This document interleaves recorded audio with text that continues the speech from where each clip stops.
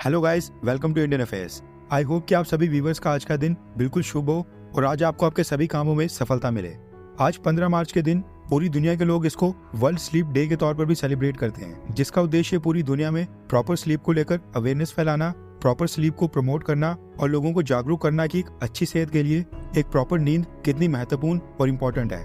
और मैं आशा करता हूँ कि आप सब लोग भी 7 से 8 घंटे की प्रॉपर नींद लेते हो। बढ़ते हैं आज की टॉप 10 अपडेट्स की तरफ। सबसे पहली अपडेट आ रही है बेलारूस और भारत को लेकर। रिसेंटली बेलारूस के फॉरेन मिनिस्टर सर्गेई अलेंकेक भारत के दौरे पर आए थे और भारत के दौरे के दौरान उन्होंने भारत को यूनाइटेड नेशन सिक्योरिटी काउंसिल की परमानेंट मेंबरशिप को लेकर हमें समर्थन दिया है और भारत को सपोर्ट किया है। इसके साथ ही उन्होंने इस बात को भी कहा है कि यूनाइटेड नेशंस को अब रिफॉर्म्स करने ही चाहिए और काफी देर हो चुकी है जब आखिरी बार संयुक्त राष्ट्र में रिफॉर्म्स हुए थे और इसके कारण कई सारे देशों को सफर करना पड़ रहा है। इसके साथ ही बेलारूस के विदेश मंत्री ने यह भी कहा कि भारत वो पहला देश था जिसने एससीओ की मेंबरशिप के लिए बेलारूस का समर्थन किया था और इस चीज के लिए उन्होंने भारत को धन्यवाद कहा है। इसके साथ ही बेलारूस ने कहा है कि अब वो चाहते हैं कि भारत उनकी ब्रिक्स की मेंबरशिप में भी उनको सपोर्ट करे। दरअसल बेलारूस के फॉरेन मिनिस्टर ने भारत के विदेश मंत्री डॉक्टर एस जयशंकर सर के साथ मीटिंग में ये डिमांड रखी है कि भारत किसी भी तरह बेलारूस को भी ब्रिक्स संगठन के अंदर शामिल करवाए। आपको याद होगा recently Egypt, Ethiopia, Iran, Saudi Arabia और यूएई इन 5 देशों को ब्रिक्स संगठन में शामिल किया गया था और पुराने 5 मेंबर्स को मिलाकर कुल मिलाकर ब्रिक्स में 10 मेंबर्स हो गए हैं और अभी भी कई सारे देश हैं जो ब्रिक्स में शामिल होना चाहते हैं। वैसे आपको क्या लगता है कि क्या ब्रिक्स में और भी मेंबर्स को जोड़ना चाहिए या फिर अभी 2-3 साल वेट करना चाहिए? नीचे कमेंट करके अपनी राय बताएं। आज की दूसरी अपडेट आ रही है भारत में पेट्रोल और डीजल प्राइसेस को लेकर। भारत की ऑयल मिनिस्ट्री ने पूरे भारत में पेट्रोल और डीजल की कीमतों में 2 रुपीज पर लीटर की कटौती करने का फैसला किया है। ये कीमतें 15 मार्च यानी कि आज सुबह 6 बजे से लागू हो जाएंगी। हालांकि 2 रुपीज पर लीटर कम होने से हमें ज्यादा फर्क नहीं पड़ेगा, लेकिन सरकार के रेवेन्यू के ऊपर इससे कई बिलियन डॉलर्स का फर्क पड़ने वाला है। पिछले हफ्ते मोदी सरकार ने एलपीजी गैस सिलेंडर की कीमतों में भी 100 रुपीज की कमी की थी। ऑपोजिशन पार्टीज का कहना है कि मोदी सरकार लोकसभा इलेक्शन से ठीक पहले ही पेट्रोल, डीजल और एलपीजी गैस सिलेंडर की प्राइसेस इसलिए कम कर रही है क्योंकि उनको पता है कि लोग उनसे काफी नाराज हैं और महंगाई के कारण लोग बीजेपी की सरकार को वोट नहीं करेंगे। इसलिए बीजेपी की सरकार इस तरह के चुनावी हथकंडे अपना रही है। आज की जो तीसरी अपडेट है वो आ रही है खालिस्तान इशू को लेकर। पिछली वीडियो में हमने डिस्कस किया था कि न्यूजीलैंड के deputy prime minister Winston Peters ने कनाडा के ऊपर सवाल उठाते हुए कहा था कि हरदीप सिंह निज्जर की हत्या के पीछे अगर भारत की सरकार का हाथ है तो कनाडा की सरकार एविडेंस क्यों नहीं दे पा रही है, एटलीस्ट उसके सबूत तो दिए जाएं।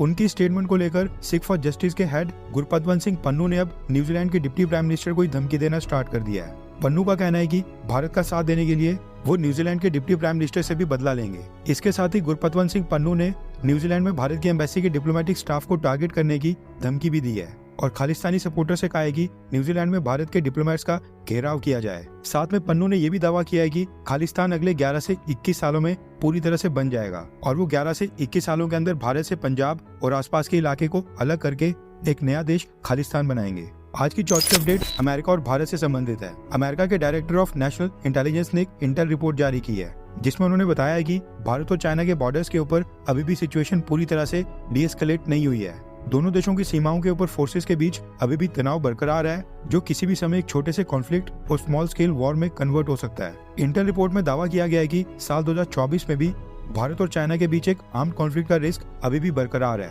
और न सिर्फ भारत चाइना बल्कि भारत और पाकिस्तान के बीच भी सिचुएशन कुछ खासी ठीक नहीं हुई है। यूएस इंटेल के मुताबिक अगर पाकिस्तान की साइड से भारत को थोड़ा भी प्रोवोक किया जाता है यानी अगर उकसाने की कोशिश की जाती है तो मोदी सरकार उसका जवाब बड़े ही एग्रेसिव मैनर में देने के लिए पूरी तरह से तैयार बैठी है। इसलिए भारत और पाकिस्तान के बीच भी स्मॉल स्केल वॉर का खतरा अभी भी बना हुआ है। यानी अमेरिका को डर है कि मोदी सरकार पाकिस्तान के ऊपर हमला करने के लिए बस एक बहाना ढूंढ रही है, वो मिला तो पाकिस्तान की खैर नहीं।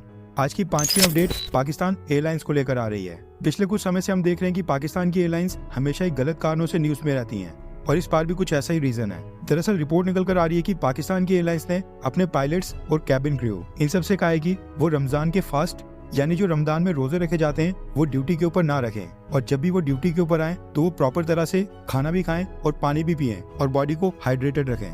पाकिस्तान एयरलाइंस का कहना है कि उन्होंने ये फरमान इसलिए जारी किया है क्योंकि रमजान के दौरान रोजे रखने से बॉडी में डिहाइड्रेशन हो सकती है। इसके साथ ही पायलट्स और क्रू के बीच में लेजीनेस आ सकती है और उन सब लोगों को स्लीप रिलेटेड इश्यूज भी हो सकते हैं।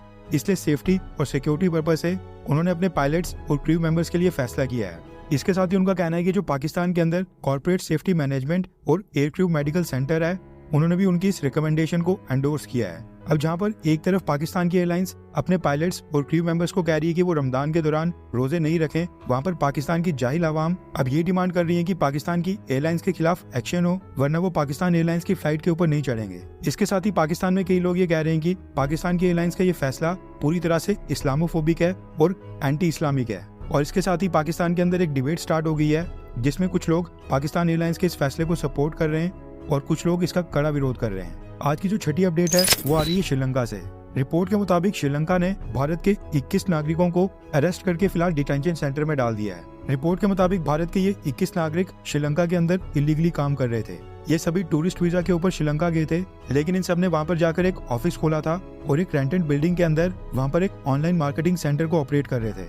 रिपोर्ट के मुताबिक ये 21 इंडियंस 24 से 25 साल के बीच की उम्र के हैं और इनको श्रीलंका के डिपार्टमेंट ऑफ इमिग्रेशन ने ट्यूसडे को डिटेंशन में लिया है। इसके साथ ही खबर ये भी है कि जो ये रेंटेड हाउस है, यहाँ से इनकी कई सारी devices, computers, laptops, hard disk और पेन ड्राइव्स भी बरामद हुई हैं, जिनको श्रीलंका के डिपार्टमेंट ऑफ इमिग्रेशन ने फिलहाल अपनी कस्टडी में ले लिया है। वैसे ना सिर्फ श्रीलंका बल्कि दुनिया भर में ये रूल है कि जब भी आप टूरिस्ट वीजा के ऊपर किसी भी देश को विजिट करते हो तो आप वहाँ पे जाकर वर्क नहीं कर सकते हैं, यानी कि आप वहाँ जाकर टूरिस्ट वीजा के ऊपर काम नहीं कर सकते हैं। ऐसा करना वीजा रूल्स को वायलेट करना हुआ और इसको लेकर किसी भी देश की सरकार आपके ऊपर कार्रवाई कर सकती है। अब इस पूरी डेवलपमेंट के बाद ये जो 21 इंडियंस श्रीलंका ने कस्टडी में लिए हैं, इनके रिलेटिव्स भारत की सरकार से डिमांड कर रहे हैं कि भारत की सरकार इस पूरे मसले में इंटरवीन करे, जिस तरह से भारत की सरकार ने कतर के अंदर किया था और वहां से भारत के 8 वेटरन्स को वापस लाया। ठीक उसी तरह से भारत की सरकार श्रीलंका से भी कांटेक्ट करे और इन 21 भारतीयों को श्रीलंका से छुड़ाकर वापस लाए। फिलहाल भारत की सरकार श्रीलंका की अथॉरिटीज के साथ कांटेक्ट में है।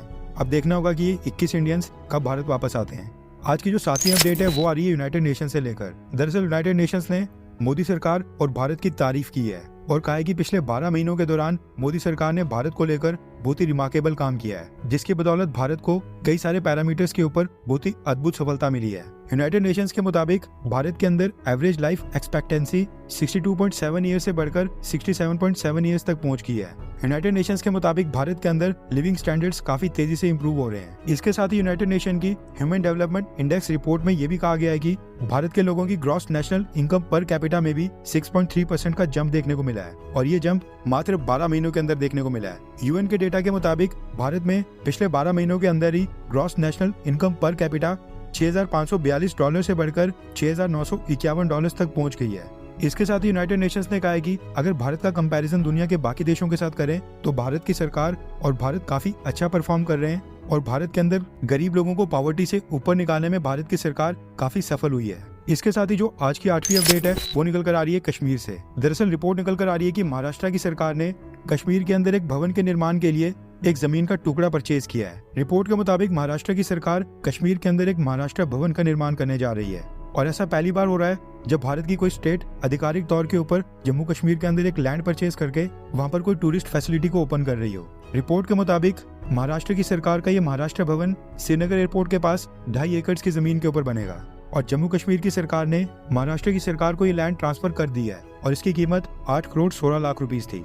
खबर निकल कर आ रही है कि महाराष्ट्र में जब एकनाथ शिंदे चीफ मिनिस्टर बने थे उसके बाद वो जम्मू कश्मीर गए थे, जहां पर उन्होंने पिछले साल जून में गवर्नर मनोज सिन्हा के साथ मीटिंग की थी और उस दौरान ये फैसला लिया था। आज की जो 9वीं अपडेट है वो निकल कर आ रही है भूटान और भारत को लेकर। रिपोर्ट के मुताबिक भूटान के प्राइम मिनिस्टर दाशो शेरिंग पिछले कल भारत की राजधानी न्यू दिल्ली में पहुंच गए हैं और वो आधिकारिक तौर के ऊपर 5 दिन की भारत की यात्रा पर हैं। पिछले दिन उन्होंने प्रधानमंत्री मोदी के साथ उनके ऑफिशियल रेजिडेंस 7 लोक कल्याण मार्ग के ऊपर एक मीटिंग की थी और ये एक तरह से अनऑफिशियल विजिट थी। अब अगले 5 दिनों के दौरान भूटान के प्राइम मिनिस्टर भारत में भारत के कई हाई लेवल के ऑफिशियल्स के साथ कई सारी मीटिंग्स करने वाले हैं, जिस दौरान भारत के साथ वो कई सारे पैक्ट्स को साइन करेंगे।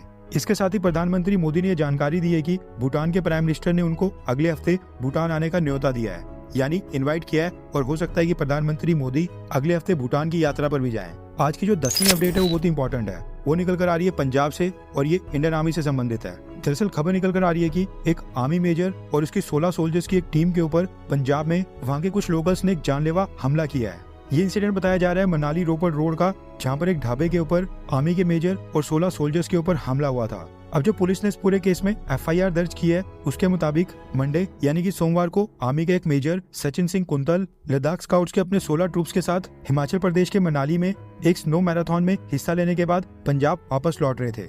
अब होता क्या है कि आर्मी के मेजर्स अपने ट्रूप के साथ रात को 9:15 के ऊपर डिनर करने के लिए अल्पाइन ढाबे के ऊपर रुकते हैं। वहाँ पर जब खाना खाने के बाद पेमेंट की बारी आती है तो आर्मी मेजर यूपीआई से पेमेंट करते हैं और इसी चीज को लेकर ढाबे के ओनर उनके ऊपर भड़क जाते हैं और वो डिमांड करते हैं कि आर्मी के मेजर उनको कैश से पेमेंट करें।